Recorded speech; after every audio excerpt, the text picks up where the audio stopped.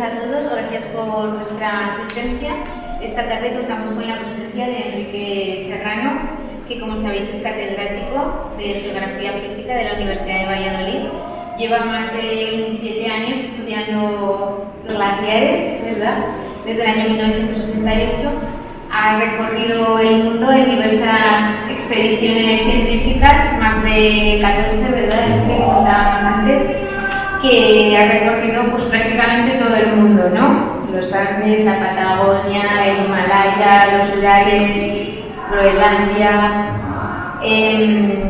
Son 10 libros los que has publicado ya, 3 de ellos basados en el Pirineo, más de 150 artículos científicos sobre investigación y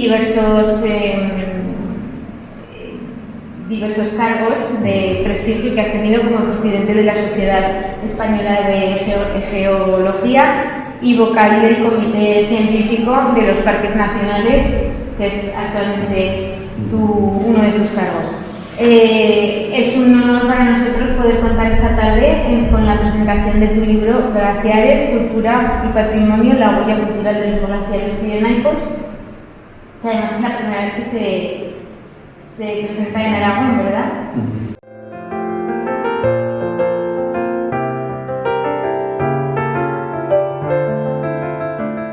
Es la primera presentación en todo Aragón y es de un libro que trata fundamentalmente de los Pirineos, pero como casi todos los glaciares están en Aragón, pues trata sobre todo de Aragón. ¿Por qué digo sobre todo? Hay algunos que están en la parte francesa, ¿no? Entonces también se trata de los glaciares de todos los Pirineos, pero fundamentalmente desde nuestra perspectiva pues atañe a Aragón. Las estrellas de los glaciares todavía hoy son el Aneto y el Monte Perdido, ¿no? Los dos, cada uno con sus características y su idiosincrasia, y de hecho, bueno, después yo creo que ya nos tenemos que ir a Francia con el Viñemal, pero bueno, hay muchos más glaciares en la parte aragonesa y la verdad es que yo si tuviera que elegir esos son los más espectaculares, los más glaciares de entidad, hoy ya no prácticamente, pero bueno, antaño sí. Bueno, hay muchos muy bonitos, yo a lo mejor porque los he estudiado mal me quedaba con el Infierno o con el de Poset, el de Paul, sobre todo, que le dedica mucho tiempo. El libro no trata tanto de los glaciares, hay un capitulito, bueno, pues el hecho físico de los glaciares, como se están perdiendo prácticamente desde el siglo XVII-XVIII hasta ahora, pero es un pequeño capítulo. El libro trata de las aportaciones que han dejado los humanos en relación con los glaciares, con su exploración, con su estudio, con la literatura, que es muy poca, sobre todo con el arte, la pintura, también la fotografía. Entonces todo eso da un bagaje cultural que va a quedar ahí. Aunque los glaciares desaparezcan, siempre tendremos esos aspectos físicos también, y en algún caso los nombres de los glaciares, los nombres del hielo en el Alto Aragón, que también quedará ahí, aunque ellos desaparezcan. Literatura ambiental de los glaciares no hay, aunque hay literatura científica y hay algunas apreciaciones pequeñas, pero desde el punto de vista del arte lo que más hay son cuadros, pinturas, prácticamente desde el principio que empiezan a explorarse, casi siempre desde Francia, lógicamente, y además hasta la actualidad, ¿no? ¿Ese origen cuándo lo cifraríamos? Bueno, en el siglo XVIII, con las primeras expediciones de los naturalistas, sobre todo franceses. Claro, en el tiempo van sucediendo cosas, porque en un primer momento entran los aventureros, los exploradores, pero con la muerte del guía Barrao en un glaciar todo el mundo le entra pavor y hay un periodo muy largo en el que los glaciares no atraen, ¿no? Y solo atraerán desde lejos a los artistas, pero siempre desde lejos. Y luego ya, bueno, se supera, se sube al Aneto, se ve que los glaciares no son tan terribles, entonces ya hay un atractivo. Primero se les pinta, se les describe científica, artísticamente desde fuera, luego empieza a entrar, llega un momento ya a partir de los 70, 80, que ya se meten en los glaciares, también los pintores pintan desde dentro, ya el glaciar es algo más cercano al arte, y luego lo que va a llegar es incluso la postal.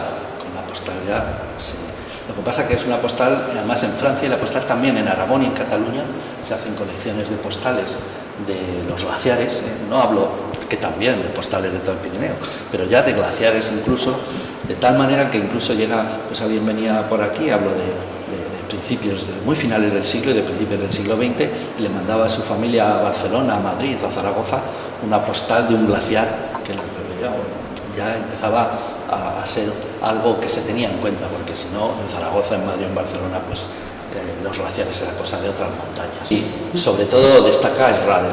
Schrader es una personalidad, es un pirineísta, es montañero, explorador, hace cartografía, pero además dibuja y pinta. Entonces dibuja y pinta sobre todo los glaciares, pero es que ya trasciende los Pirineos.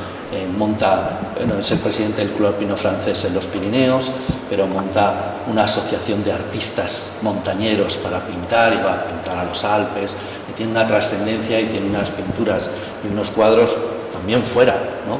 pero muy significativos. Y de los Pirineos, que es donde, porque él era de era de Burdeos, y entonces desarrolla su actividad aquí, sobre todo, pero trasciende y es una figura muy importante, y es alguno de los cuadros que voy a poner. Y además es que pinta los glaciares, pinta otras muchas cosas, pero pinta los glaciares.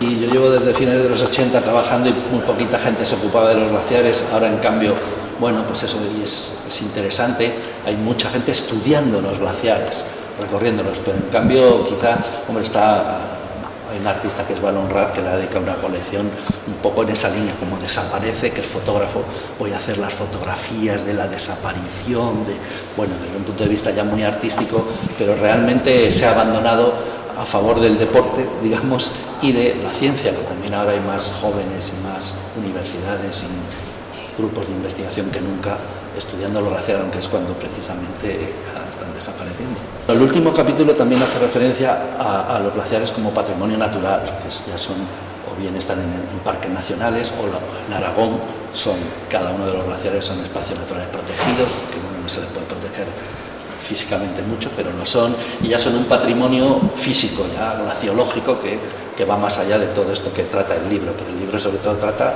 de la cultura en torno a los glaciares, pues desde el siglo XVIII hasta los años 50, y me he quedado, porque si no ya, pues fotografías, pinturas, ya hay mucho. Bueno, nosotros que nos hemos dedicado los últimos 14 años a estudiar el glaciar de la Paúl, y hace 2 años ya decidimos que ya, si lo estudiábamos, no era como un glaciar, ya no es un glaciar, son trocitos que quedan ahí de hielo muerto. Y o sea, has visto la desaparición eso lo hemos estudiado, sí, en directo, ¿no? Y nos ha sorprendido porque pensábamos que iba a durar un poco más, y teníamos el interés de ver cómo iba desapareciendo, pero ha sido demasiado rápido. Entonces, lo mismo está pasando con el de Ponte Perdido, que va más rápido de lo que suponíamos. Pero los glaciares, como nosotros los clasificamos, hay 2 tipos, ¿no? Hay uno que es cuando ya quedan alojados en la umbría, que ya no les da el sol, entonces quedan unos pequeños hielos mucho tiempo. Entonces, posiblemente hasta antes de los 50, 2050, no desaparezcan, lo que pasa es que serán ya unos residuos ahí. ¿Por qué es imposible que se revierta esta...? Bueno, yo creo que hoy día, a corto plazo hablamos de 100, 150 años, yo creo que la inercia del cambio climático no va a ser posible que nieve más, y sobre todo porque para los glaciares es más importante el verano, que los veranos vayan a ser más fríos, que se conserve, por tanto, la capa de nieve. En nuestra vida no. A escala geológica puede ser que sí, pero... Bueno, pues con ese hilo de esperanza nos quedamos. Muchísimas gracias. Nada, a ti.